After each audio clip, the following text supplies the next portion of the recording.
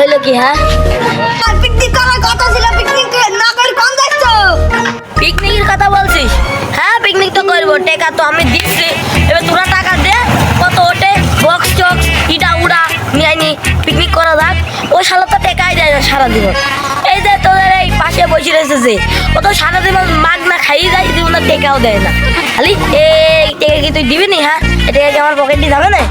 হ্যাঁ কথা বল। তুই কি বললে? তুই আমি টাকা দিই নাকি তোমাদের সারা বেশি টাকা দেবো?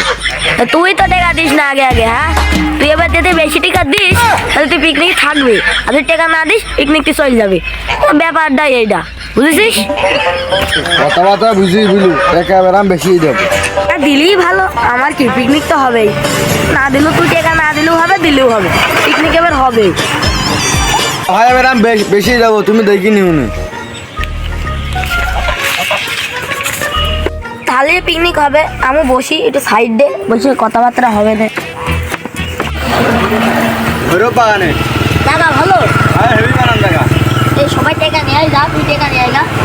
তুই একটু ভালো করে টাকা মেটা তোর বাপে তুই আবার একটু পিকনিক আইবি তো টাকা দিতে একটু লেট করিস, এটাই তাহলে আমার একটু দুঃখ হয়ে গেল। সবাই মানুষ হলে তুই মানুষ হলি মেরে টাকা দিতে তার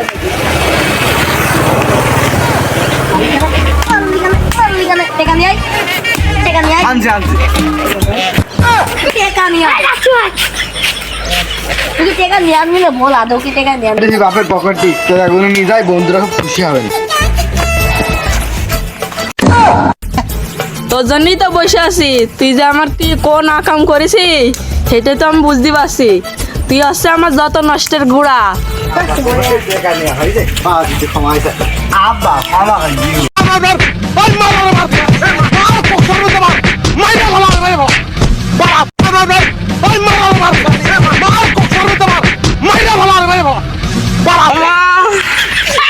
আমি ছেলে কি করলো রে?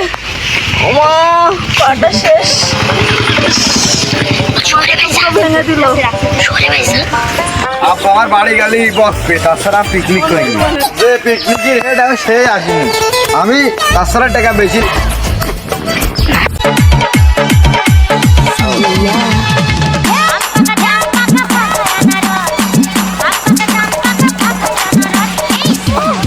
ভাই টাকা নাও।